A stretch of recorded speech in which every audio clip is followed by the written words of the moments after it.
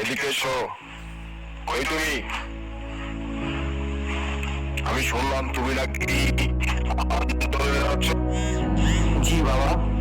তুমি জানো না আন্দোলনে নিরীহ মানুষকে গুলি করে হত্যা করা হচ্ছে? তোমার বাবা একজন পুলিশ অফিসার, তুমি কি বলে গেছো না? নিশ্চয়ই তুমি বলে যাবে। অতএব তুমি কোনো মিছিলে যেতে পারবে না। সারা দেশের মানুষের উপর নির্মম ভাবে গুলি করা হচ্ছে, তুমি দেখতেছো না? তুমি ঘরের ছেড়ে ঘরে থাকবা। আমি যেন শুনি না যে তুমি কোনো আন্দোলনে থেকে গেছো। তুমি যদি আন্দোলনে যেয়ে তোমার যদি কিছু হয়ে যায় তাহলে আমার কি হবে? তুমি আমার একমাত্র সন্তান, তুমি জানো না? তোমাকে বলছি তুমি তুমি আন্দোলনে যেতে পারবে না। তুমি দেখছো না চারিদিকে কিভাবে মানুষকে মারা হচ্ছে, তারপর তুমি আন্দোলনে যাবা?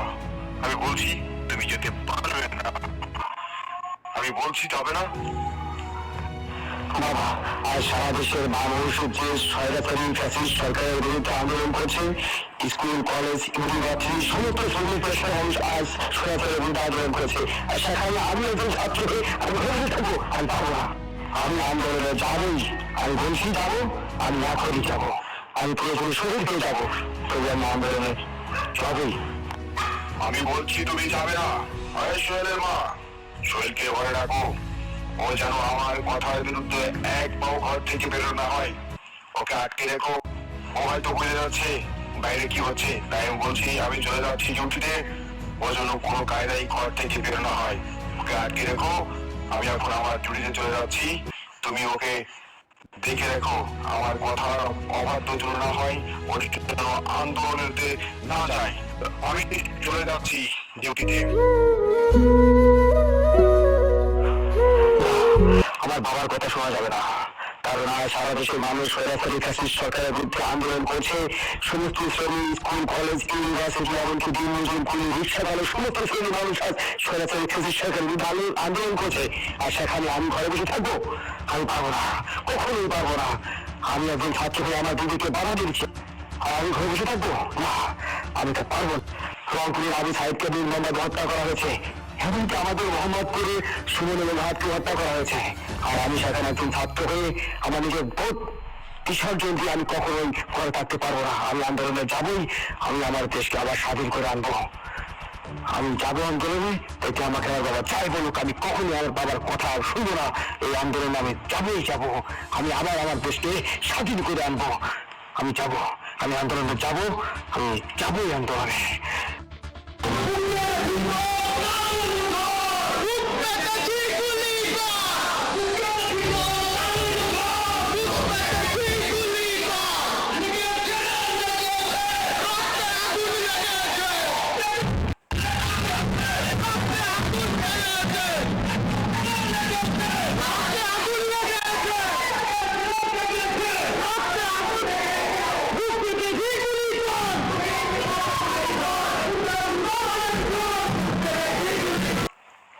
হ্যালো সোহেলের মা, কি বলছো? সোহেল এখনো বাসায় ফেরেনি?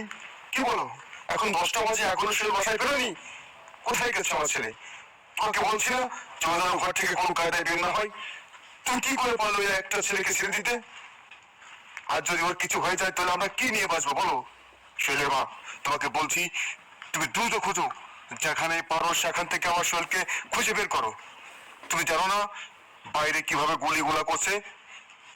তোমাকে বলছি যে ও ঘর থেকে যেন না বের হয়। তুমি কি করে পারলে একা ছেড়ে দিতে? তুমি দ্রুত খোঁজো, আমি এদিকটা দেখছি কি করা যায়। তুমি জানো না সারা দেশের মানুষকে কিভাবে বাইরে নির্মম ভাবে গুলি করে হত্যা করা হচ্ছে? আমি পুলিশ প্রশাসন হয়েও আমি কিছু করতে পারছি না।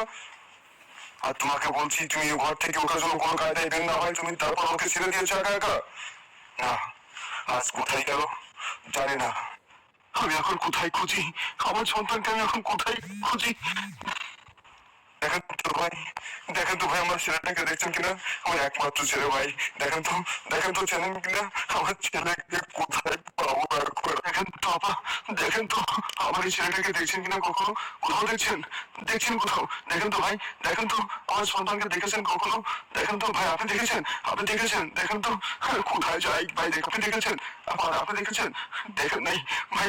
আপনি বলুন তো কোথায় আছে আমার সন্তানটা? কেউ কি দেখেন নাই? আমার সন্তানকে কেউ কি দেখেন নাই?